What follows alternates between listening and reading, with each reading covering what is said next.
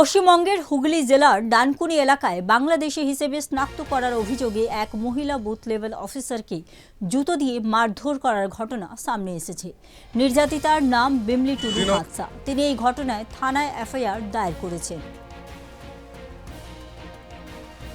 দেখেছি প্রথমে তৃণমূল কংগ্রেস যে এসআইআর নিয়ে ভয় পেয়েছে সেটা প্রথম থেকেই স্পষ্ট।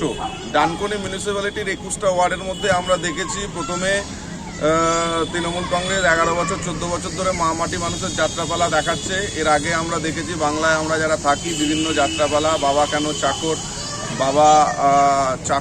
বাবা চোর ছেলে জজ। এখন এসআইআর এর সময় তৃণমূল কংগ্রেস নতুন নাটক দেখাচ্ছে, নতুন ড্রামা দেখাচ্ছে। এসআইআর এর থাবা তৃণমূল খুঁজছে বাবা, যার কারণে এই গোবরায় একজন তৃণমূল কংগ্রেসের কর্মী সে একজন বাংলাদেশিকে বাবা ভাড়া করে দিয়েছিল কিছু টাকার বিনিময়ে। তারপর আমরা দেখতে পেলাম কালীপুরের তৃণমূল কংগ্রেসের এক কাউন্সিলর বিএলওকে চমকে ধমকে নিজেকে মৃত দেখিয়ে তার আবার নাকি স্মরণসভা পালন করেছে।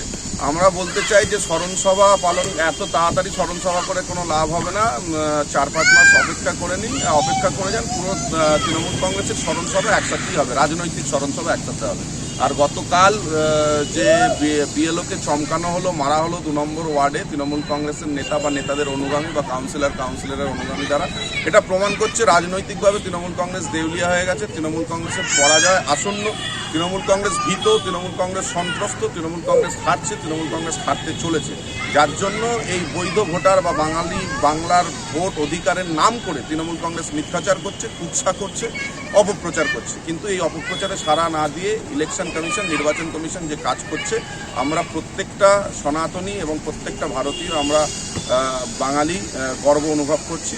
এবং বাংলায় সুষ্ঠুভাবে এসআইআর হবে। যারা অবৈধ ভোটার আছে, যারা মৃত ভোটার আছে, যাদের ডবল এন্ট্রি আছে, তাদের সকলের নাম বাতিল হবে। এবং ডানকুনি পৌরসভার 2 নম্বর ওয়ার্ডের 5 নম্বর বুথের বিএলও বিমলি দাবি করেছেন যে গাজীর নাম ভোটার তালিকায় নেই।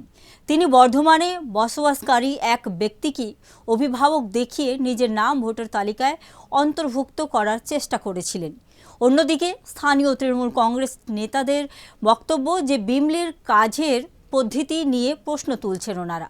তাদের দাবি বিএলও নিজের দায়িত্বর সীমা ছাড়িয়ে কাজ করেছেন। গাজী 6 নম্বর বুথের বাসিন্দা, অথচ বিমলির দায়িত্ব 5 নম্বর বুথে। আরও বলা হচ্ছে যে গাজীর স্ত্রী রানী এবং বিমলি একই নার্সিং হোমে কাজ করেন।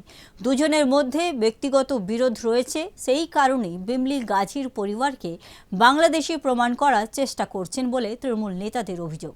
এরকমই খবর দেখার জন্য দেখতে থাকুন সুদর্শন বাংলা।